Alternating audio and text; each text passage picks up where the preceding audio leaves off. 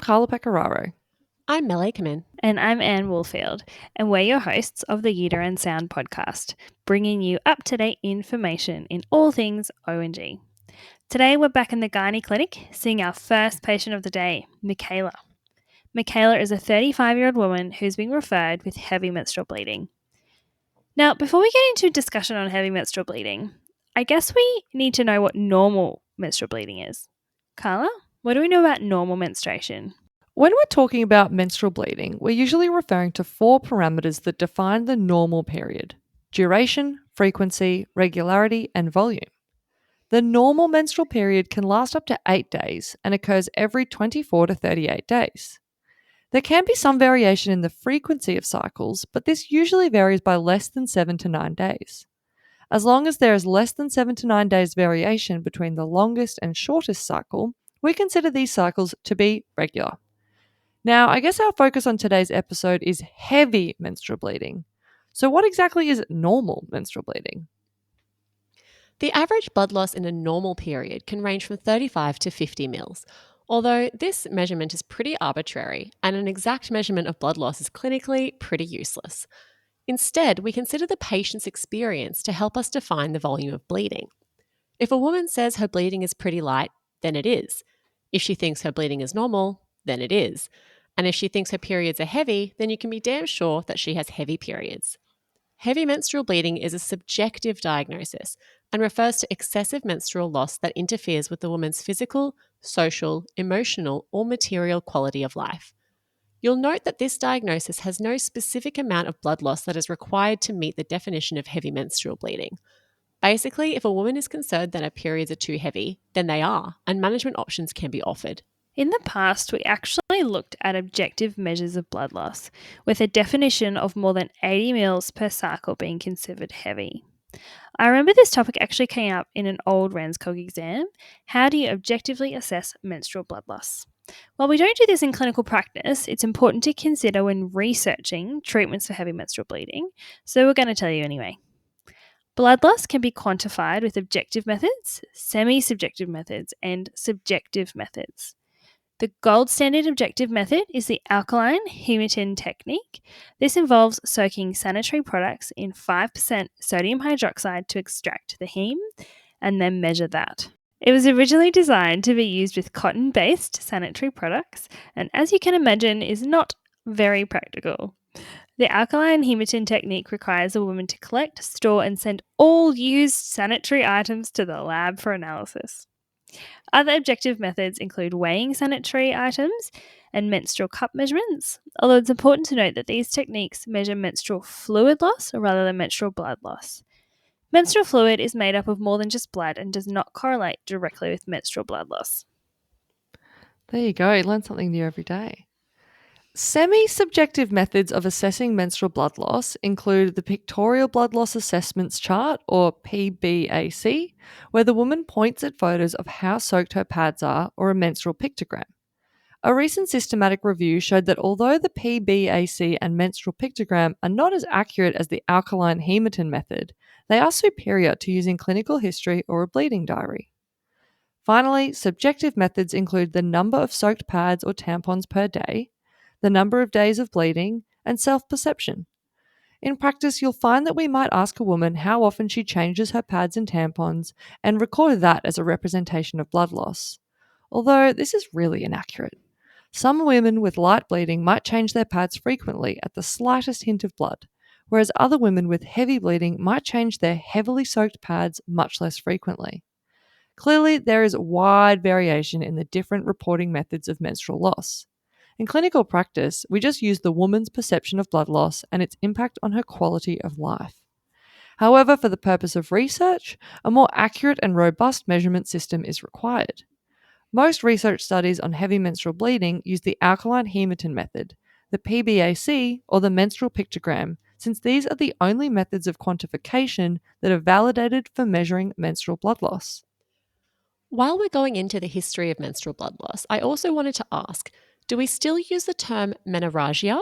There are a lot of different terms that have been used when describing abnormalities of the menstrual cycle. For example, menorrhagia meaning excessive or prolonged uterine bleeding, or metorrhagia, meaning irregular menstrual bleeding. These terminologies have now been abandoned because they're confusing or they're poorly defined. We now no longer use terms like menorrhagia, metorrhagia, polymenorrhea, hypermenorrhea, oligomenorrhea, and dysfunctional uterine bleeding. Instead, heavy menstrual bleeding or abnormal uterine bleeding is preferred. How many women suffer from heavy menstrual bleeding? Heavy menstrual bleeding affects about 25 to 30% of women throughout their lifetime, yet less than half of women with heavy bleeding will actually seek medical help.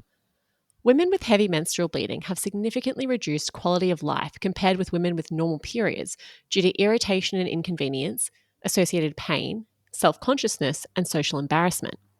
Heavy menstrual bleeding can lead to poor concentration and worse performance in school, university, or the workplace, and can lead to absenteeism, disruption of normal activities and social engagement, leading to a diminished quality of life. Given the impact of heavy menstrual bleeding on a woman's life, it's no surprise that we now consider the impact of bleeding to be more important rather than the volume of bleeding itself. When a woman has heavy periods, not only does she want that bleeding to reduce, but she's also worried that there might be some underlying problem or cause. Before we assess a woman for heavy menstrual bleeding, it's important to have a good understanding of the underlying causes of heavy bleeding that can exist. So often use the PALM-COEIN mnemonic. Yippee! I love a good mnemonic. I think PALM-COEIN would have to be the most quoted memory tool in O&G.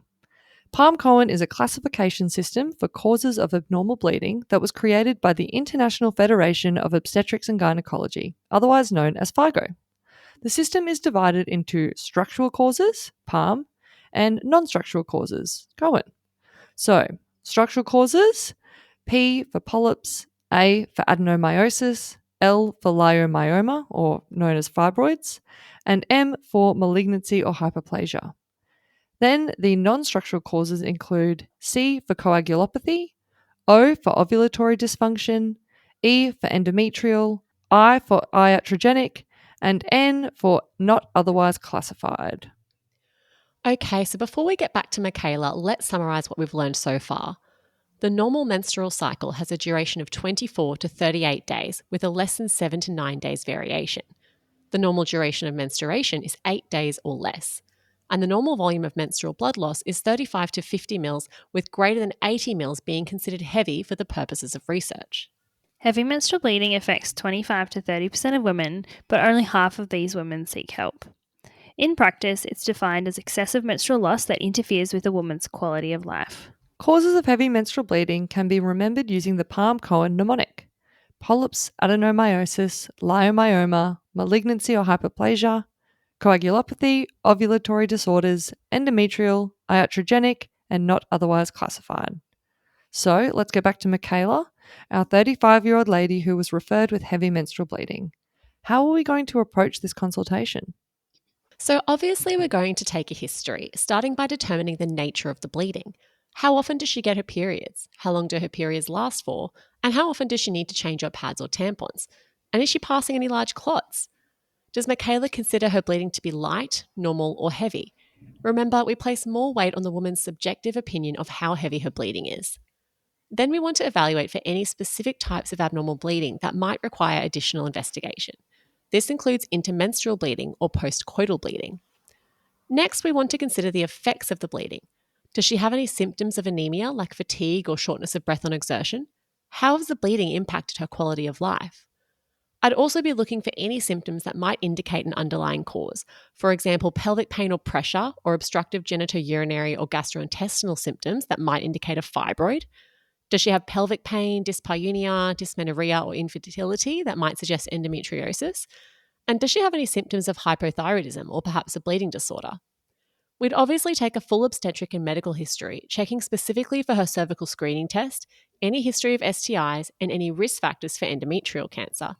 We're also looking for any conditions that might affect management options, like migraines or venous thromboembolism, or any medication use like anticoagulation that may impact her bleeding. I'd also want to know about any previous medical or surgical treatments that she might have tried for her bleeding and what her future fertility and contraception desires are, as this will help guide us in tailoring our management options for Mikayla. Mikayla tells you she has always had heavy periods, but that now it's starting to really impact her quality of life. Her periods last for 5 days, but during that time she needs to change her soaked pads every 2 hours. She works in a really busy job and finds it hard to duck to the toilet to change her pads so frequently, and she's constantly concerned about flooding causing embarrassment at work. At times, her bleeding has been so heavy she's needed to go home from work to change her clothes. She has no intermenstrual or postcoital bleeding, no associated pain or pressure, but she does feel quite fatigued and has been told her iron is low. She's never had an STI, but she's not sure when her last cervical screening test was. What do you do now?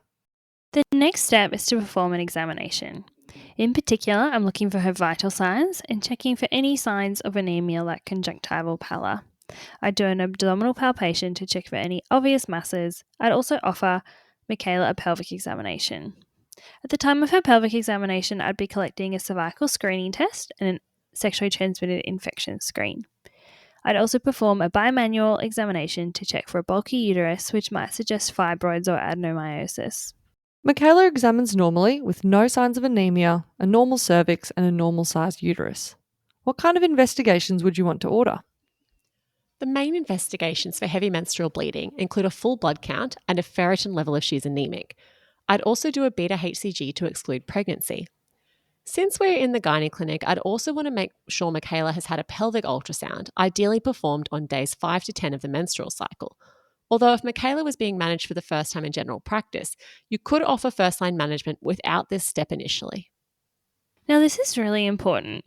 The only investigations you really need for heavy menstrual bleeding are a full blood count, plus or minus a ferritin, a beta HCG, and maybe a pelvic ultrasound.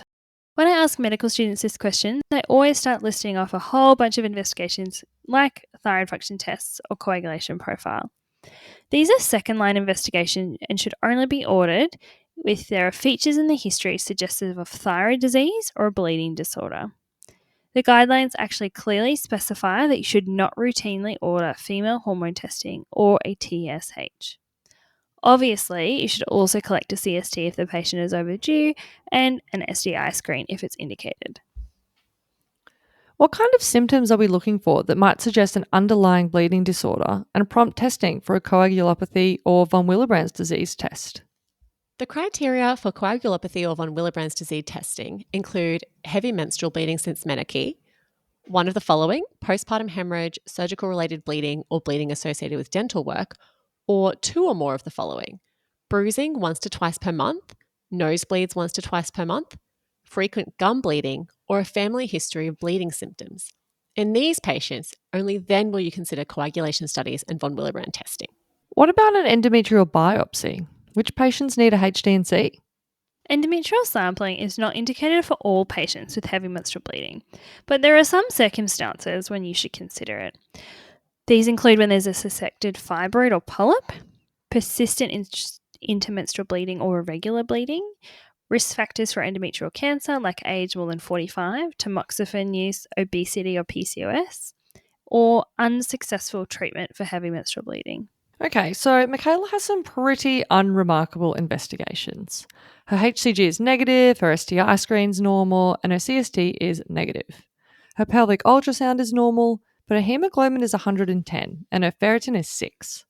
Aside from the iron deficiency anemia, which is likely a consequence of her heavy bleeding, we can't see a clear cause for her symptoms. What should we do now? Now, obviously, if our investigations revealed something like a polyp or a fibroid, then we should arrange targeted therapy for those conditions. For Mikayla, her investigations have excluded significant pathology, and so now we can talk about general management of heavy menstrual bleeding. It's important to note that these management options are still often applicable to patients with heavy menstrual bleeding, even if they have an underlying condition like fibroids or adenomyosis. So you can consider this to be a general guide to the management of heavy menstrual bleeding. The first thing we need to do is clarify a few things about Mikayla to help us guide her towards the appropriate management option for her. The first is whether she is currently trying to conceive, and the second is whether she wants to conceive at all or if she no longer requires fertility. Management options include non-hormonal, hormonal, and surgical. We'll start with the non-hormonal options. These include tranexamic acid and non-steroidal anti-inflammatories, like NSAIDs. Tranexamic acid is an antifibrinolytic medication that blocks the conversion of plasminogen to plasma therefore reducing fibrinolysis. Put simply, it prevents the breakdown of clots. Now, at first glance, you might think that that sounds counterintuitive, but I'm passing large clots too. Why would I not want them to break down? But actually, we're talking about clotting at the endometrial interface. We want clots at this location to reduce active bleeding from small vessels, and that's what contributes to heavy menstrual loss. Tranexamic acid is administered orally as 1 gram 4 times a day for a maximum of 5 days during the menstrual period. Because tranexamic acid is eliminated through the kidneys, the dose should be down-titrated for patients with impaired renal function. TXA is quite an effective agent and has been shown to reduce menstrual loss by about 40 to 50%. It's also a very well tolerated drug and has very few side effects and contraindications. The main concern with TXA is the risk of thrombosis. Being an antifibrinolytic medication, the theory is that long-term tranexamic acid use could increase the risk of venous thromboembolism. Because of this, TXA is generally contraindicated in patients with active blood clots, although it's important to note that no studies have actually confirmed an elevated risk of thrombosis. The second non-hormonal medication for the management of heavy menstrual bleeding is non-steroidal anti-inflammatory drugs. Now, these include ibuprofen, otherwise known as Nurofen, naproxen, otherwise known as naproxen, and mefenamic acid, also known as Ponstan. NSAIDs reduce the volume of menstrual blood loss by causing a decline in the rate of prostaglandin synthesis in the endometrium, leading to vasoconstriction and reduced bleeding. They're also an effective treatment for period pain, and many women are familiar with their use for this pain. But I do find that a lot of patients and GPs aren't aware that NSAIDs also play a role in reducing the amount of bleeding. I often find that if Ponstan doesn't work, then ibuprofen or naproxen will. The most commonly recommended NSAID is Ponstan, which is administered orally at 500 milligrams 3 times a day for a maximum of 5 days during the period. Ibuprofen is taken orally at 400 milligrams every 6 hours, and naproxen is taken 550 milligrams every 6 to 8 hours. NSAID should always be taken with food, and the patient should remain hydrated in order to reduce the risk of stomach ulcers, gastritis, or renal dysfunction.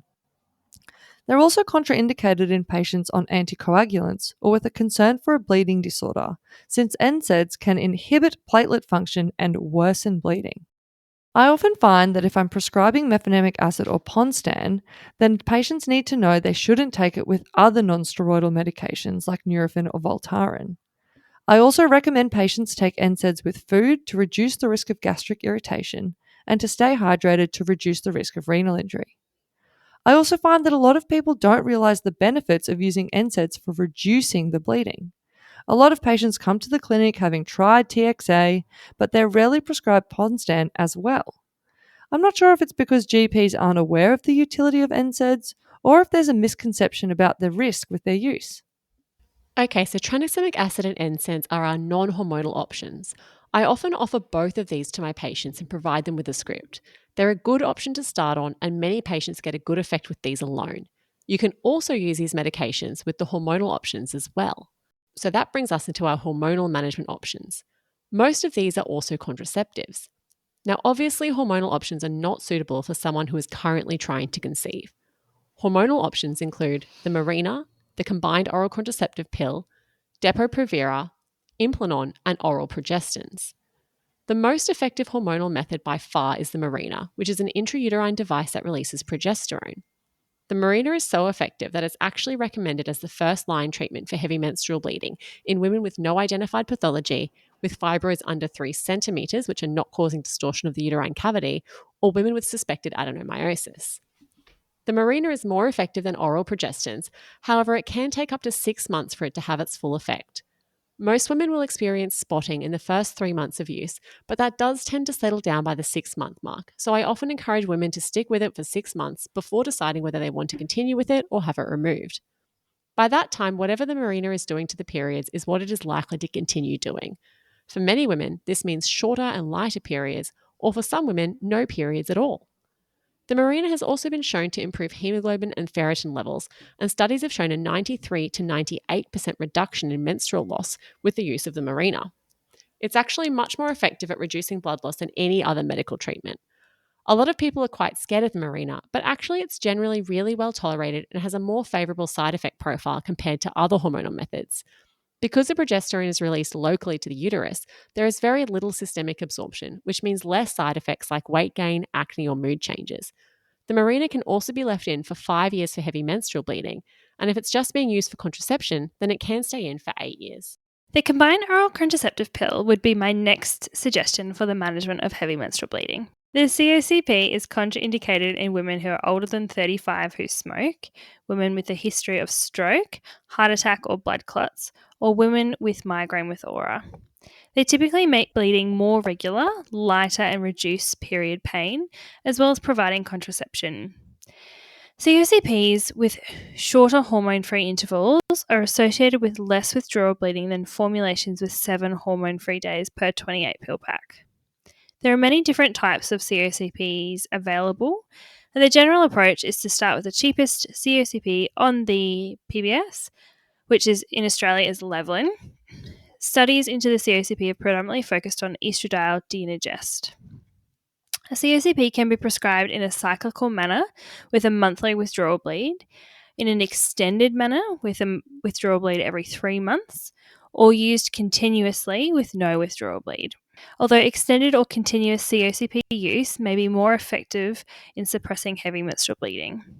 Breakthrough bleeding is more common with this approach than with the cyclical dosing.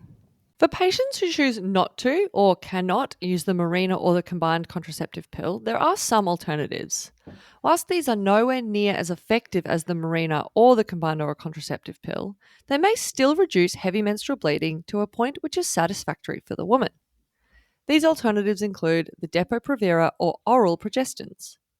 The Depo-Provera is a 150 mg IM injection of medroxyprogesterone acetate.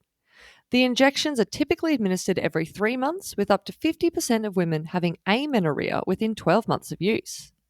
The Depo is an effective contraception, but its use should be avoided in women who may wish to conceive in the next 1 to 2 years, since the contraceptive effect has been known to last up to this duration. Oral progestins are another option, however they can be a bit more difficult to tolerate due to weight gain, worsening irregular bleeding, and mood changes. The most commonly used oral progestins include norethisterone acetate, otherwise known as Primolute, or medroxyprogesterone acetate, otherwise known as Provera.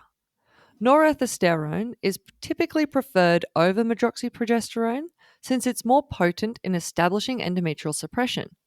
In one study, the potency of norethisterone was 10 times that of medroxyprogesterone acetate.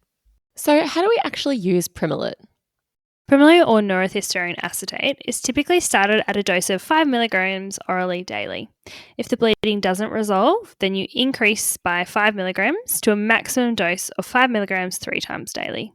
The most effective regime is to prescribe Primolute from days 5 to 26 of the menstrual cycle. This regime has been shown to reduce blood loss by about 80%.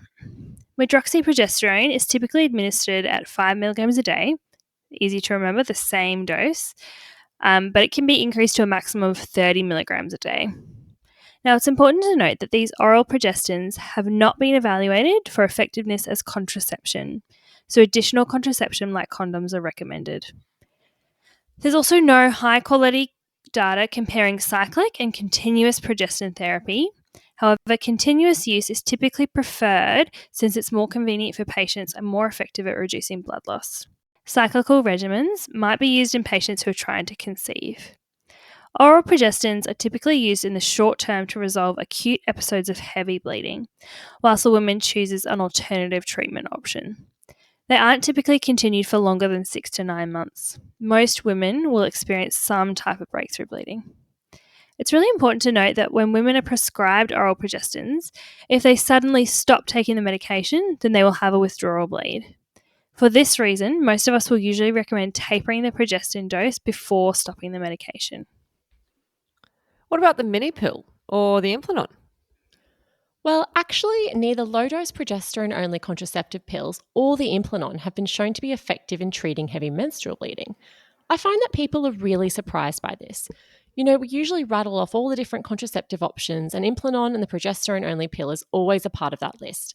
I think when people are studying for their exams, it always comes as a bit of a shock when they find out that actually the mini pill and Implanon are not great management options for heavy menstrual bleeding.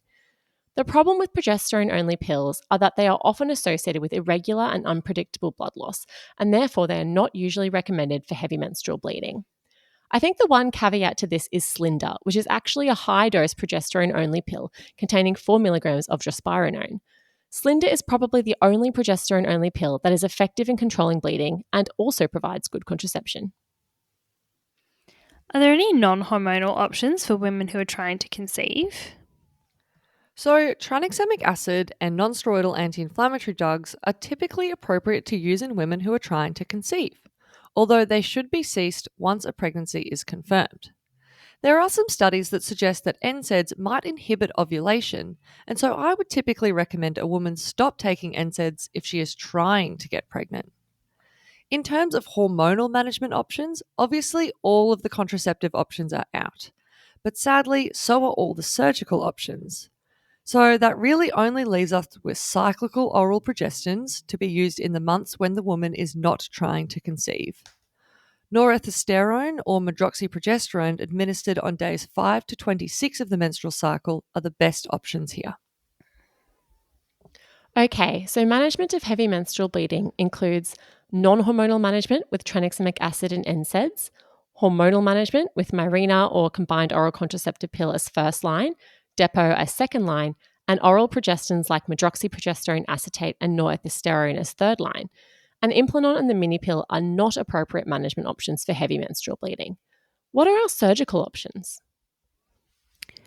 The surgical options for heavy menstrual bleeding include an endometrial ablation or hysterectomy.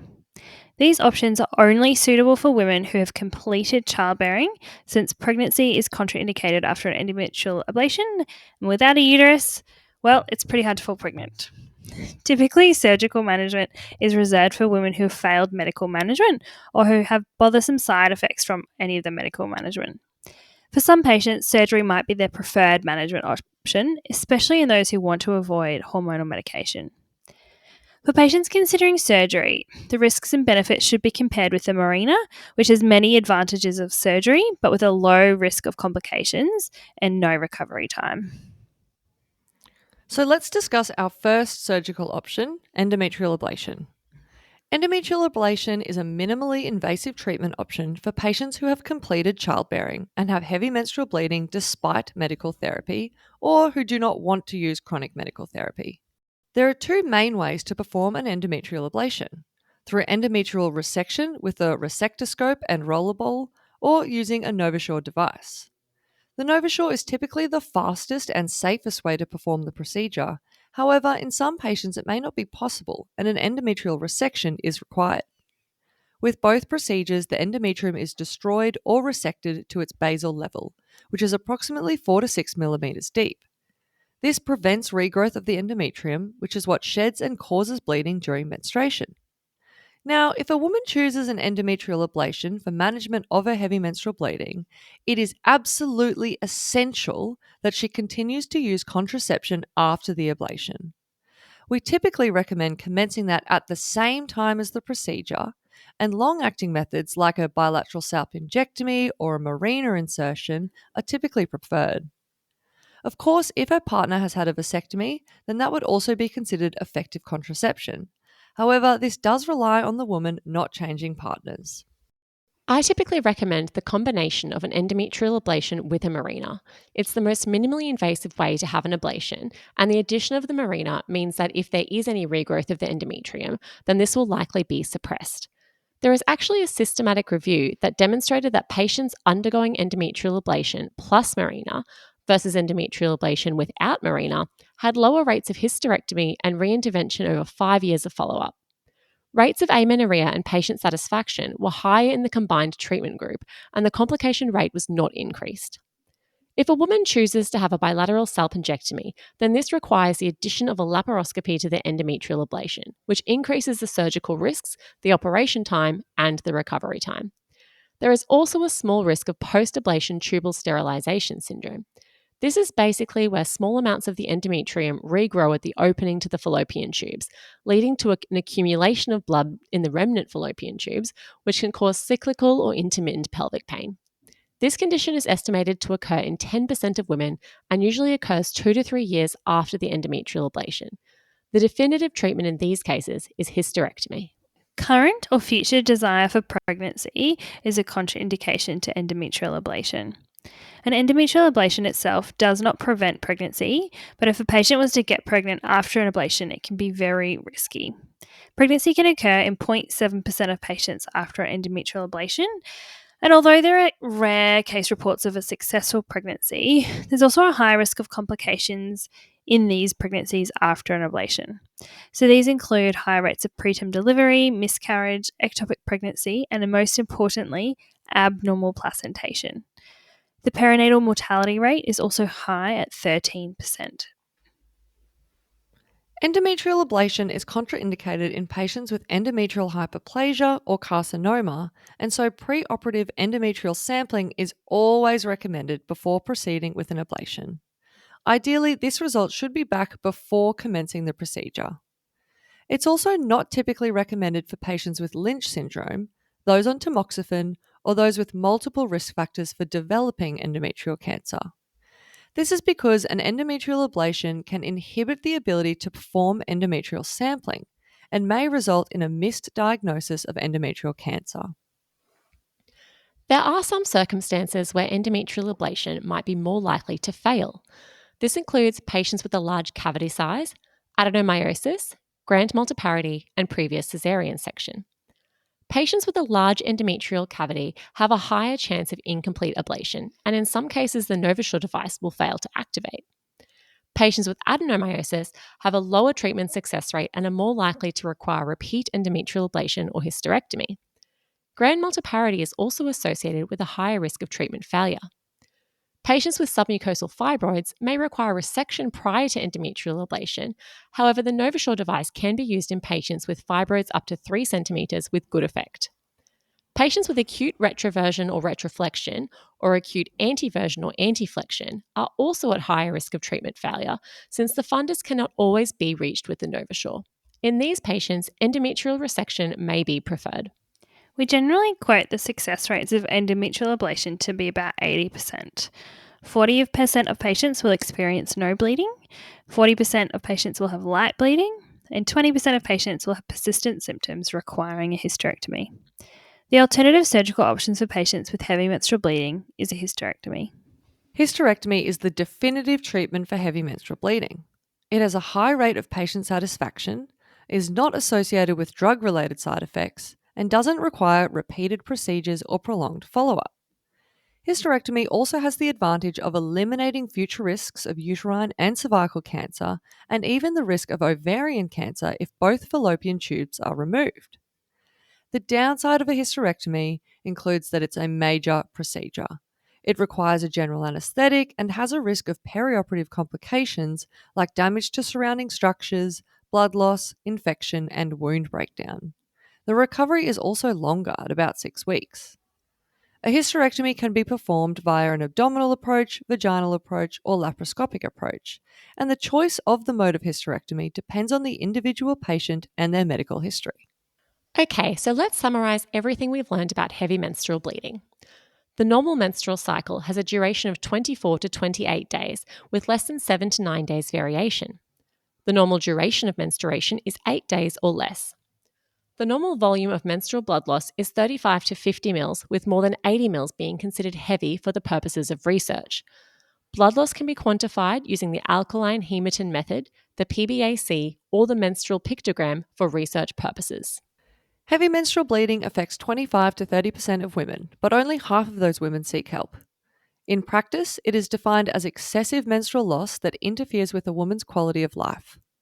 Causes of heavy menstrual bleeding can be remembered using the PALM-COEIN mnemonic: polyps, adenomyosis, leiomyoma, malignancy or hyperplasia, coagulopathy, ovulatory disorders, endometrial, iatrogenic, and not otherwise classified. The workup of heavy menstrual bleeding includes a clinical history exam and investigations. First-line investigations include a full blood count and ferritin and a beta-HCG. Second-line investigations include a pelvic ultrasound, coagulation profile, thyroid function tests, and endometrial sampling. Endometrial sampling is indicated for patients with a suspected fibroid or polyp, persistent, frequent, heavy, prolonged, or intermenstrual bleeding, abnormal uterine bleeding in patients with a BMI over 30, chronic ovulatory dysfunction, unopposed estrogen, or patients at high risk of endometrial cancer, or unsuccessful treatment for heavy menstrual bleeding.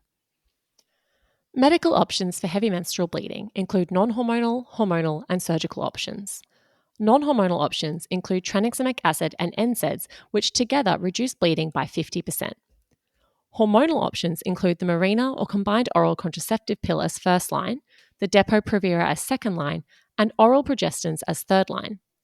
The Implanon and progesterone-only pill are not effective treatment options for heavy menstrual bleeding. Surgical options include endometrial ablation or hysterectomy. Patients undergoing endometrial ablation should also have some form of permanent contraception, either a Mirena or tubal ligation, or her partner having a vasectomy. Endometrial ablations are 80% effective. 40% have no bleeding, 40% have lighter bleeding, and 20% will require ongoing surgery. Hysterectomy is the definitive treatment option for heavy menstrual bleeding, but it's a major surgery with operative risks and a prolonged recovery. Thank you for listening to this week's episode of the Uterine Sound podcast. You can find our summary slides on Instagram later in the week. If you have any comments, feedback, or you want to fact check us, please reach out on our email at theuterinesound@gmail.com. You can also reach us on Instagram and Facebook at The Uterine Sound and our website www.theuterinesound.com.